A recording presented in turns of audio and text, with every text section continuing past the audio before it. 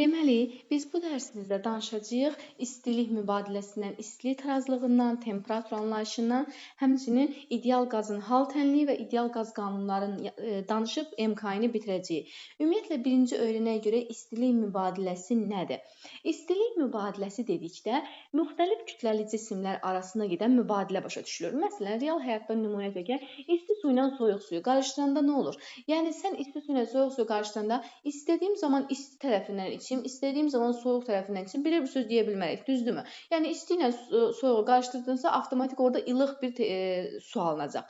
Bunun səbəbi nədir? Çünki isti su ilə soyuq su, yəni suyu misal olaraq çəkirəm də, isti cismlə soyuq cismə təmasa gətirdikdə, toxundurduqda onlar arasında avtomatik istilik mübadiləsi gedir. Bəs istilik mübadiləsi necə gedir? Burada isti cisim öz çoxalmış kinetik enerjisinin bir hissəsini soyuq cismə verir. Bunun nəticəsində də isti cisim soyuyur, soyuq cisim isinir və nəticə itibarilə onlar ortaq bir temperatura gəlir. Yəni o ilıq dediyimiz bir temperatura gəlir. Deməli, onda istilik mübadiləsi nədir? Ümumiyyətlə mübadilə alqı, satqı kimi başa düşülür. Siyasətdə də mübadilə var, nə bilim, yəni bir ölkə malı satır, bir nəfər alır. Bu mübadilədir. Maddələr mübadiləsi var, nə bilim, mədə həzm eləyir, yeməyi bağırsağa ötürür, yenə də alqı-satqı var, biri alır, biri ötürür. Yəni mübadilə dediyimiz şey ümumiyyətlə bir tərəfin alıb, bir tərəfin verdiyi bir şeydir. İstilik mübadiləsi də istilik deməli bir tərəf alır, bir tərəf verir. Və burada da belədir ki, isti cisimlə soyuq cisim mübadilədə olanda isti cisim enerjisinin bir hissəsini soyuq cismə verir. Buna görə də adı mübadilədir. Bəs bu mübadilə nə qədər davam edir? Təbii ki, onların temperaturu bərabərləşinə qədər. Tutalım ki, biz 60 dərəcə Selsi temperaturlu bir cisimlə 40 dərəcə Selsi temperaturlu bir cismi qarışdırmışıq. Burada bunlar qarışan zaman 60 dərəcə azalacaq, 40 dərəcə isə deməli artacaq və müəyyən bir eyni bir x dərəcə Selsi temperatura gələcəklər. Məsələn 50, məsələn deyirəm ha. Yəni 60 ilə 40-ın arasında bir rəqəm temperatura gələcəklər ki, bu da istilik tarazlığı halıdır. Bundan sonra artıq mübadilə getmir. Niyə getmir? Çünki mübadilənin olması üçün isti-soyuq anlayışlar olmalıdır ki, isti öz enerjisini soyuğa versin. Əgər isti ilə soyuq artıq getdisə, hər ikisi ilıqlaşdısa, yəni eyni temperatur olsa, burada artıq mübadiləlik bir şey yaranmır axı. O hala artıq biz istilik tarazlığı halı deyirik. Yəni cisimlər mübadilədən sonra eyni temperatura gəldikləri an artıq bizim üçün istilik tarazlığı adlanır. Burada istilikdən və s. biz danışdıq. Ümumiyyətlə burada temperatur anlayışından danışmaq lazımdır. Temperatur nədir? Temperatur cismin və ya sistemin istilik tarazlıq halını xarakterizə edir. Termometrlə ölçülür və İş prinsipi mayelərin həcminin temperaturdan asılı olaraq dəyişməsinə əsaslanır. Bu belə. Daha sonra biz onu qeyd edək ki, cisimlər ümumiyyətlə iki yerə bölünür. Daha doğrusu parametrlər belə deyək. Mikroskopik parametrlər var, bir də makroskopik parametrlər var. Mikroskopik parametrlər molekulların elə bir ki, hər birinə fərdi yanaşırsan, molekulların fərdi xarakteristikasına baxırsan. Yəni məsələn, bir molekulun kütləsi, molekulun sürəti, molekulun impulsu, kinetik enerjisi və s. mikroskopik parametrlər adlanır. Bir də var makroskopik parametrlər. Makroskopik parametrlərdə isə biz artıq tək-tək molekula baxmırıq. Ümumilikdə qaza baxırıq. Yəni ümumilikdə qazın halını xarakterizə edir. Məsələn, tutalım ki, qazın təzyiqi. Yəni sən bir molekulun təzyiqindən danışmırsan. Qazın həcmi, bir molekulun həcmindən danışmırıq. Bir molekulun temperaturundan danışmırıq. Ümumi qazın həcmindən, təzyiqindən və temperaturundan danışırıq ki, bunlar bizim üçün makroskopik parametrlər deməkdir. Bir də istilik tarazlığının belə bir tərifi də var ki, istilik tarazlığı elə bir haldır ki, bu zaman makroskopik parametrlər uzun müddət dəyişməz qalır. Yəni məsələn deyim, eyni temperaturlu cisimlər arasında istilik tarazlığı yaranır. Yəni mübadilə getmir. Çünki mübadilə necə getsin? Axı temperatur eynidir. Mübadilənin olması üçün bir tərəf istiliyi verib digəri almalıdır. Bu belə. Deməli, mübadilənin olmadığı halda istilik tarazlığı halıdır. Aha, mübadilə yalnız nə vaxt olacaq? Müxtəlif temperaturlu cisimlər arasında olacaq. İsti cisim mütləq soyuğa verir. Soyuq öz bəzən uşaqlar bilir, müəllimə soyuq öz soyuqluğunu istiyə verir. Soyuqluğu vermək deyə bir şey yoxdur uşaqlar. Burada verilən enerjidə, enerjidəki isti cisimdə çox olur da təbii ki. Belə. Bunu da belə bildik. İndi isə uşaqlar gəlin bir dənə başlayaq yavaş-yavaş məsələlərimizə. Deməli, təzyiqin həcmə hasilinin molekulların sayına olan nisbəti molekulun orta kinetik enerjisini göstərir. Yəni bir molekulun belə deyək də təzyiqinin həcmə hasili desək, bir molekulun kinetik enerjisindən danışmış olarıq. Deməli onda belə yazırıq ki, P, yəni həcm, bax P-ni üzr istəyirəm, təzyiq, P-ni biz təzyiq P hərfi ilə işarə edirik. V həcmdir. Bölək N. Burada N təbii ki, molekulların sayıdır. Bərabər olacaq nəyə? Yəni dediyim kimi kinetik enerjiyə. 3/2 Y kinetik. Yəni orta kinetik enerjiyə bərabərdir. Və o da nəyə bərabərdir? Üstünə xətt qoyum ki, orta olduğunu bilək. O da bərabərdir teta dediyimiz bir anlayışa. Teta burada nədir? Teta sistemin istilik tarazlığı halını xarakterizə edir və temperaturdur. Amma tetanın gördüyünüz kimi nəyə bərabərdir? Enerjiyə bərabərdir. Ona görə də tetanın vahidi kimi biz 1 joule qəbul edirik. Bəzən də deyirlər ki, hansı vahiddir ki, o özü temperaturdur, amma vahidi joule-dur. Yəni joule-la ifadə olunan, enerji vahidi ilə ifadə olunan temperaturdur teta. İndi bunu belə bildik. İndi biz daha sonra burada nə deyə bilərik? Burada biz temperaturlardan danışanda ən birinci onu bilməliyik ki, temperaturun beynəlxalq sistemdə əsas vahidi Kelvindir. Bax, yəni biz Kelvindən istifadə edəcəyik. Düzdür, biz məsələn Azərbaycanda Celsiusdən istifadə edirik, havanın temperaturunu öyrənmək üçün ya da məsələn Amerikada Fahrenheitdən istifadə olunur. Amma bunların içərisində fizikada, beynəlxalq sistemdə əsas vahid kimi Kelvindən istifadə olunur. Çünki səbəbi də var. Kelvin şkalasında mənfi göstərici yoxdur. Və bu mənfi göstəricinin olmamağı da məsələ misalları həll etməkdə bizə daha rahatlıq yaradır, belə deyək. Ona görə də Kelvin şkalası bizim üçün daha əlverişlidir. Çünki mənfiləri hesablamaq biraz çətin olur. İndi gəlin bu Kelvin şkalasının Celsius ilə olan əlaqəsinə baxaq. Deməli, Celsius'ni belə deyək də, biz belə düşünəcəyik ki, bir dəqiqə bunu deməli belə saxlayaq. İndi gəlin baxaq Celsius ilə Kelvin arasındakı əlaqəyə. Deməli, Celsius'ni biz bu şəkildə deyəcəyik. Balaca T hərfi ilə T dərəcə Celsius. Bu olsun bizim bildiyimiz Celsius şkalası. Amma böyük T hərfi ilə işarə olunan isə bizim üçün olacaq Kelvin şkalası. Celsius'dən Kelvinə keçmək çox asandır əslində. Burada deməli belə eləyəcəyik biz. Kelvin temperaturumuz deməli nəyə bərabərdir? Bax belə yazaq. Kelvin temperaturu bərabərdir dərəcə Celsius'un üzərinə 273 gələcək. Və yaxud da buradan T dərəcə Celsius-i də mən tapsam necə taparam? Deməli Kelvindən 273 dərəcəni çıxacağıq ki, bu da bizim üçün Celsius və Kelvin şkalaları arasındakı əlaqə düsturu hesab olunur. İndi burada biz diqqətlə baxsaq, bir şey görərik ki, sadəcə arada 273 var. Yəni burada Celsius və Kelvin şkalaları arasındakı dəyişmələr bir-birinə həmişə bərabər olur. Yəni burada delta T, yəni Celsius'un dəyişməsi bərabər olacaq delta böyük T, yəni Kelvinin dəyişməsinə. Həqiqətən buna bir dənə misal kimi də baxa bilərik. Məsələn, deyirəm ki, T dərəcə Celsius olsun, T1 olsun 5 dərəcə Celsius, T2 də olsun, məsələn, 10 dərəcə Celsius. Bunu Kelvinlə ifadə eləsəm, T1 bərabərdir üzərinə 273 gəlməliyəm də. Yəni 278 Kelvindir. T2 də onda olacaq 283 Kelvin. Düzdürmü? Gəlin indi bunun dəyişməsinə baxaq. Bunun delta T dəyişməsi olur 5. Bəs bunun dəyişməsinə baxaq. Bunun da delta T dəyişməsi, yəni 278-dən 283 çıxanda da, tərsini çıxanda yenə də 5 alınır. Yəni istəyir delta T böyüyə baxaq, istəyir balacaya baxaq, fərqi yoxdur. Dəyişmələr gördük ki, bərabərdir. Çünki ekvivalent artır da ona görə. Bəli, deməli buradan mən nə isbat elədim? Dəyişmə deyəndə fərqi yoxdur. Məsələn, desək ki, 10 dərəcə Celsius dəyişib, onu Kelvinə keçməyə çalışma. Çünki elə 10 dərəcə Celsius dəyişmək 10 Kelvin dəyişmək deməkdir. Amma 10 dərəcə Celsius temperatur 10 Kelvin deyil, ha, çaşdırmayın. Dəyişmə başqa şeydir. Axı başlanğıc və son qiymətin fərqidir dəyişmə. Aha, bu belə. İndi Kelvinlə Celsius arasındakı əlaqəyə baxdıq. Aha, indi şkalalar üzərində də baxsaq, yəni biz çalışaq ki, həmişə bu tip məsələlərdə temperaturları seçək. Məsələn, tutalım ki, bu mənim olsun T dərəcə Celsius temperaturum. Bir dəqiqə, bu şəkildə çəkək. Deməli, bu olsun T dərəcə Celsius. Aha, buraya yazıram T dərəcə Celsius. Bu da olsun mənim Kelvin şkalam. T Kelvin şkalası. İndi burada məsələn suyun donma temperaturu var, düzdür? Suyun donma temperaturu ya da buzun əriməsi də deyə bilərsiniz, fərqi yoxdur. O bilirik ki 0 dərəcə Selsidir, düzdür? Bir də suyun qaynama temperaturu var bizim üçün. Suyun qaynama temperaturu. O da bilirik ki bizim üçün 100 dərəcə Selsidir. İndi bunu biz Kelvindən ifadə etsək, 0 dərəcə Selsi nə qədər olacaq? Neçə Kelvin olacaq? Öz-özümüzə fikirləşirik. Gətirib burada bunun yerinə 0 yazsam 0 üstə 273 edir də. Yəni Kelvinin 0 dərəcəsi 273 Kelvinə uyğun gəlir. 100 dərəcəsi də nə olacaq? Təbii ki, elə bil ki bunun yerinə 100 yazanda 373 Kelvin olacaq. Vəssalam. Yəni suyun qaynaması 100 dərəcə Selsi həm də 373 Kelvindir. Suyun donması isə 0 dərəcə Selsi həm də 273 Kelvindir. Gəlin bir dənə baxaq. Burada Selsi və Kelvin şkalası arasındakı fərq neçə dərəcədir? Suyun qaynama və donması arasındakı fərq 100-dür.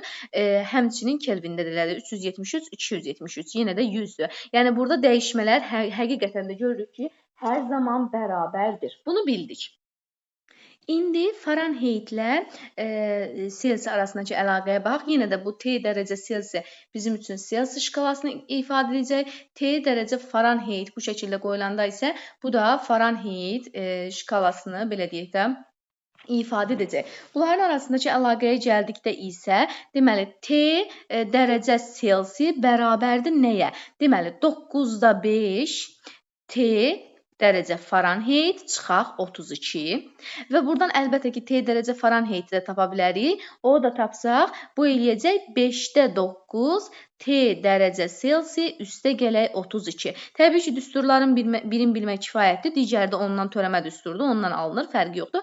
Amma yəni bunlar arasındakı əlaqə belədir. Bəs bunun səbəbi nədir? Gəlin burada indi Selsi və Fahrenheit şkalalarını çəkib baxaq. Bu olsun mənim Selsi şkalam. Yəni şkalalarda ümumiyyətlə göstəricilərin fərqli olmağı heç bir şey ifadə eləmir. Bunlar yəni ikisi də eyni şeyi göstərir. Sadəcə şkalalar arası bölgü fərqli olduğuna görə hərəsində müxtəlif belə deyək də qiymətlər alınır, amma eyni dərəcədir.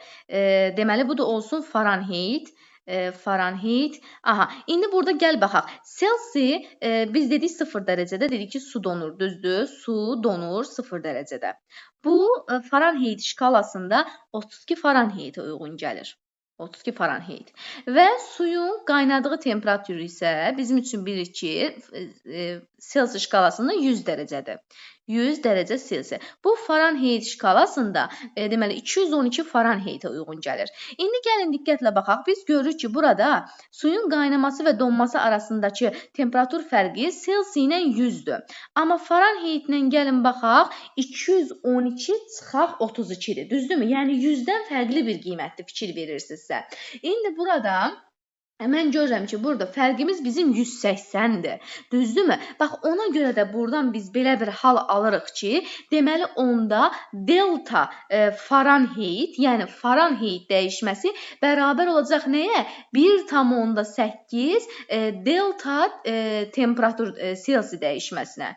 Düzdürmü? Yəni bunun səbəbi, yenə deyirəm, gəl belə göstərək, bunu daha doğru yazaq. Delta T dərəcə Fahrenheit bərabərdir delta T dərəcə Selsi, amma aralarında nə var? 1,8 var. Yenə deyirəm, niyə? Çünki burada deməli dərəcə Selsi bölək dərəcə Fahrenheit yazanda, Selsinin yerində dəyişməni 100 yazanda suyun donması və qaynamasına görə Fahrenheitdə 180 yazırsan. Burada da ixtisarlar gedəndə görürük ki, yəni burada fərqimiz artıq 1,8 qədərdir. Yəni ona da ixtisar aparsam, 1,8 burada qalır, düzdürmü? Bu şəkildə də bunların arasındakı əlaqənin 1,8 olduğunu görürük. Yəni 9-da 5, 5-də 9 məsələsi də təbii ki, oradan gəlir. İndi bu belə, onda bunu bir daha nəzərdən keçirsək, yəni biz burada Selsi ilə Kelvinin dərəcə ölçülərinin eyni götürsək də Fahrenheitdə fərqli olacaq. Yəni Fahrenheit ilə Selsi arasında fərqlidir. Əvvəlcə Fahrenheit ilə Kelvin arasında verirsə, onlara əlavə əzbərləmək düsturu kimi ehtiyac yoxdur. Əvvəlcə Selsini araya qatıb, sonra o şəkildə baxa bilərik. Yəni Fahrenheit ilə Kelvin soruşanda əvvəlcə Selsiyə, Fahrenheiti Selsiyə çevirib, sonra Selsi ilə Kelvin arasında əlaqə qura bilərik. Yenə deyirəm, bu şkalalar, yəni fərqli göstəricilər olmağına baxmayın. Sadəcə birində bölgü bölgü çoxdur, birində azdır, amma əslində su təbii ki 0 dərəcədə donur. 0 dərəcə ilə 32 Fahrenheit deməkdir da. Yəni 0 dərəcə ilə 273 Kelvin deməkdir da. Üçü də eyni temperaturdur. Sanki 1 metr və 100 santimetr deyirəm. Yəni eyni şeydir da, əslində sadəcə başqa ifadələrlə göstərilmiş şəklidir. Bu da bu şəkildə bizim olur temperaturumuz və şkalalarımız haqqında məlumat ola bilər ki, əlavə hardasa qarşılaşarıq. Ona görə bunları da demək istədim. Bu da belə. İndi onda bayaqçı qaldığımız yerdən davam eləyək.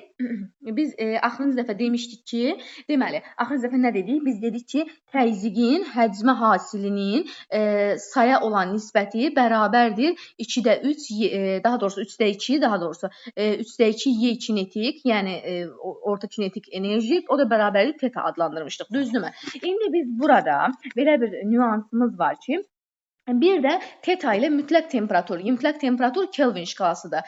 Teta ilə mütləq temperatur arasında əlaqə düsturu da var. Teta, yəni bu temperatur özü bərabərdir nəyə? Deməli KT-yə. Bax, bu şəkildə bizim teta ilə mütləq temperatur, yəni Kelvin arasında belə bir əlaqəmiz var. İndi buradan biz nəyi görürük? Burada teta dediyimiz kimi yenə də istilik tarazlıq halını xarakterizə edir. Böyük T də yenə mütləq temperaturdur və K isə burada deməli bizim üçün mütənasiblik əmsalını ifadə edir. Boltzmann sabitidir. K-nın qiyməti də var. Burada K, yəni sabitdir də belə deyim. K bərabərdir 1,38 vuraq 10 üstü mənfi 23. Buradan Joule bölək Kelvin olduğunu görürəm də onsuz da. Joule bölək Kelvin şəklində ifadə olunur. İndi görün biz nə edəcəyik?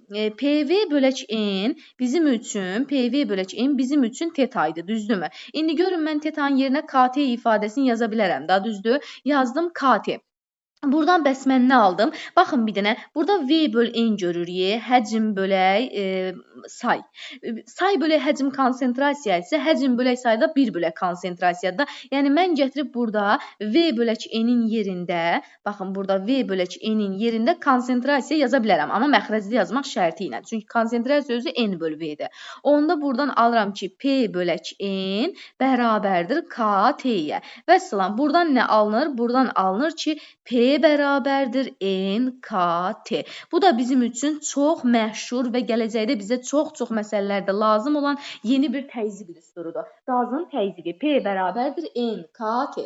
Yəni bu alınmasını bilməsəz də olar, əsas düsturu bilmək lazımdır. Burada P qazın təzyiqidir, N konsentrasiyadır, K Boltzmann sabitidir, T də mütləq temperaturdur. Daha sonra buradan bir dənə də ifadə alacağıq. Biz həm də dedik ki, PV bölək N tetaya bərabərdir, həm də PV 3-də 2 Y kinetik də tetaya bərabərdir da, düzdür? Onda onu da qeyd eləsək, 3-də 2 Y kinetik bərabərdir tetaya. O da nə idi? Təbii ki, KT idi. Gəlin indi buradan biz kinetik enerjini tapaq.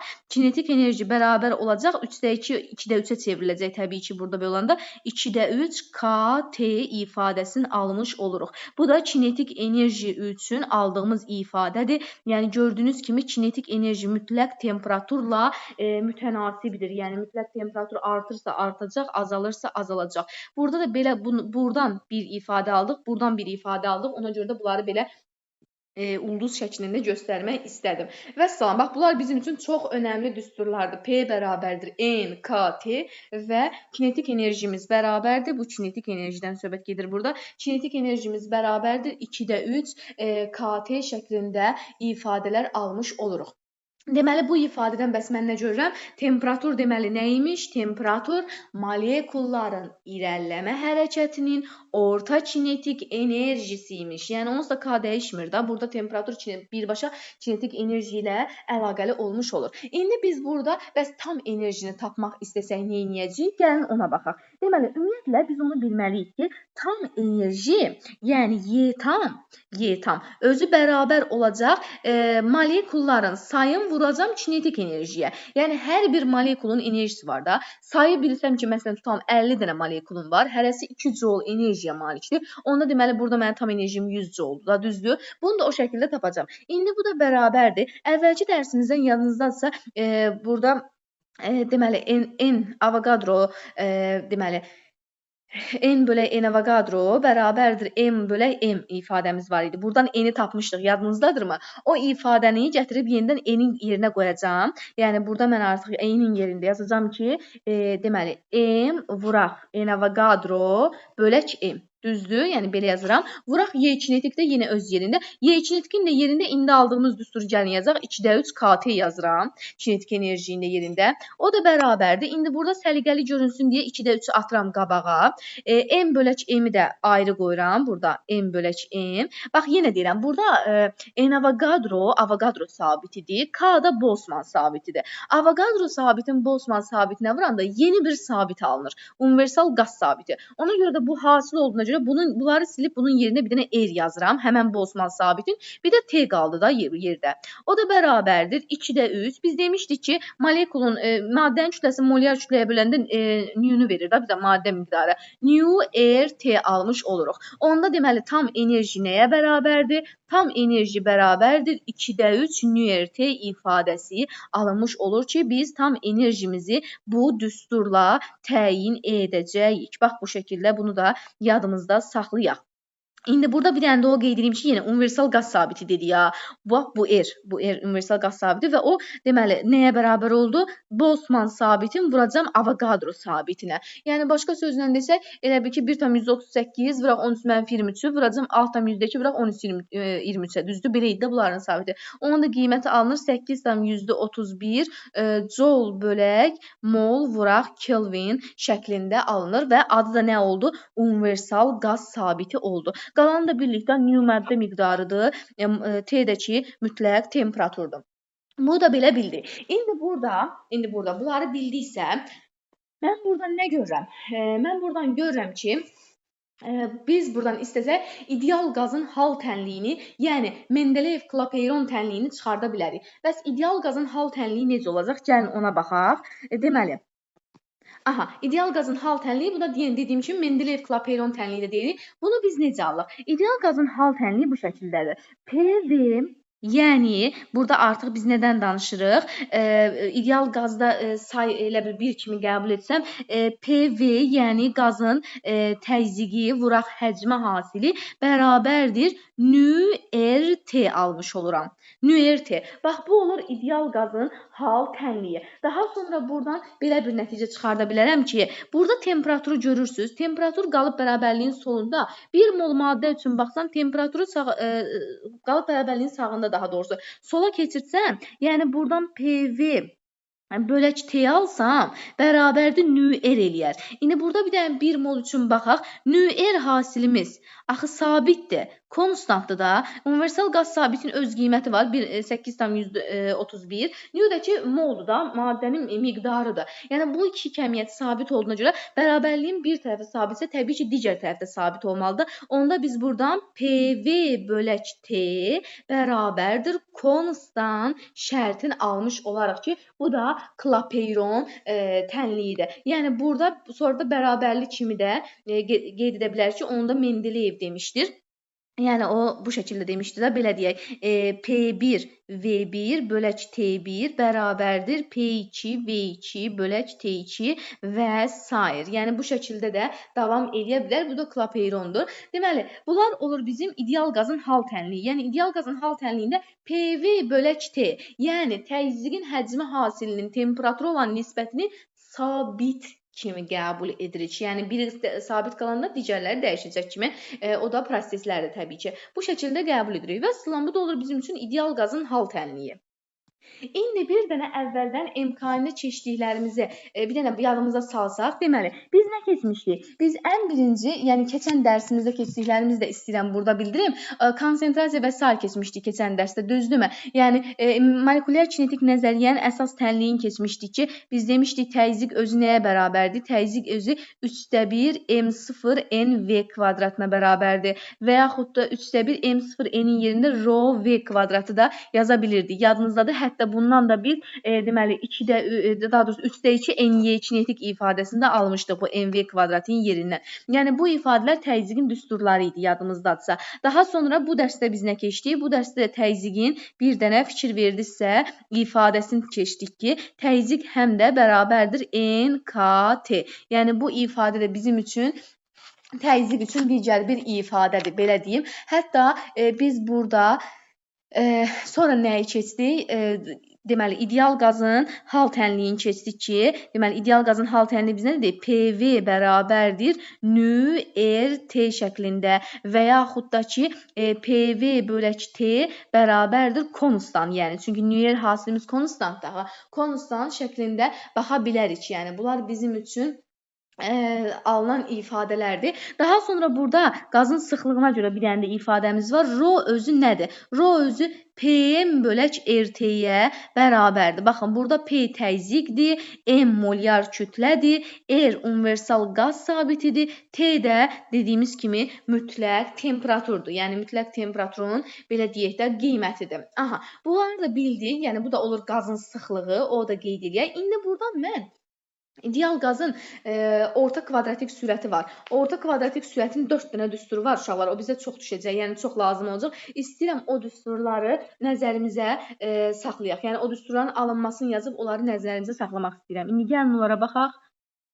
Aha, deməli biz birinci təzyiqi yadımıza salaq. Düsturumuz çünki orada alınacaq. Təzyiq özü demişdik ki, 3/1 deməli rho v kvadratıdır. Gəlin indi buradan orta kvadratik sürəti tapaq. O olacaq bizim birinci düsturumuz. Deməli yazıram ki, buradan v nəyə bərabər olur? V bərabərdir kök altında. Deməli çarpaz vursam rho düşür də məxrəcə. 3p bölək rho. Bax bu olur bizim sürətin birinci düsturu. 3p bölək rho. Sonra görün nə edirəm? Bərabərdir kök altında 3p ilə işim yoxdur. Rho-nun yerində m böl v yazıram. Ən primitiv məsələ. M böl v. Buradan v qalxır yuxarı. Bu şəkildə surətə gedir. Düzdür? Bu da olur mənim ikinci düsturum. Deməli, orta kvadratik sürətin birinci düsturu olaraq bunu alıram. İkinci düsturu olaraq da bunu alıram. Amma davam edirəm hələ. Burada başqa düsturlarımız da var. Bu da bərabərdir. Sonra buradan nə alınır? Kök altında, baxın 3p-nin indi düsturun keçdiyi 3p-nin yerinə nə yazacağam? N, K, T. Düzdür? Bunu keçdik yaxı ki, təzyiqin yerinə yaza bilərik. Vuraq. Daha sonra burada biz M-i görürük. Düzdür? Bu həcmi də saxlayaq. Belə M özü nə idi? M maddənin kütləsi idi da yadımızdadsa. Düzdür? Yəni burada M maddənin kütləsi olduğuna görə onun molekulun birinin kütləsi vuraq say kimi yaza bilərik. Bu şəkildə yazırıq. Daha sonra buradan bir dənə fikir verin. V bölək N var. V bölək N nədir? N bölək V konsentrasiya idi. V bölək N də 1 bölək konsentrasiyadır. Yəni mən bunun yerinə gətirib bura konsentrasiya yaza bilərəm. Və fikir verirsinizsə buradan konsentrasiyalar, yəni bununla bu ixtisar gedir. Və onda nə almış olduq? Bərabərdir kök altında surətdə qaldı 3KT bölək M0. Bu da bizim üçüncü düsturumuzdur. Yəni orta kvadratik sürət üçün alınan üçüncü düsturumuzdur. Amma bununla da yekunlaşmırıq. Bu da bərabərdir. Sonra görün nə edirəm? Bərabərliyin surət və məxrəcin Avogadro sabitinə vururam. 3K vuraq N Avogadro, vuraq T öz yerində. Bölək məxrəci də təbii ki, uşaq surəti nəyə vurmuşumsa məxrəci də ona vurmalıyam. Məxrəci də vururam Avogadro sabitinə. Buradan görün nə alıram. Baxın, surətdə K-nın yanında özüm bilə-bilə Avogadro yazdım ki, bunları bir yerdə görəsiniz. Axı demişdik, bu iki sabit universal qaz sabitin verir. Ona görə onun yerində R yazıram, T qalır öz yerinə bölək. Baxın, bir molekulun kütləsini adi saya vuranda maddənin ümumi kütləsini verirdi. Amma bir molekulun kütləsini Avogadro sabitinə vuranda bu bizim üçün 1 mol kütlə idi. Yəni molyar kütlə. Vəssalam. Bu da belə. Bu da olur bizim dördüncü düsturumuz. Baxın, bu 4 düstur orta kvadratik sürətin düsturlarıdır. Əlbəttə ki, alınmasını bilməyə də bilərsən, yadımızdan çıxa da bilər. Amma burada əsas bu 4 düsturu, yəni orta kvadratik sürətin bu 4 düsturun yaxşı bir şəkildə bilib yadda saxlamaq lazımdır.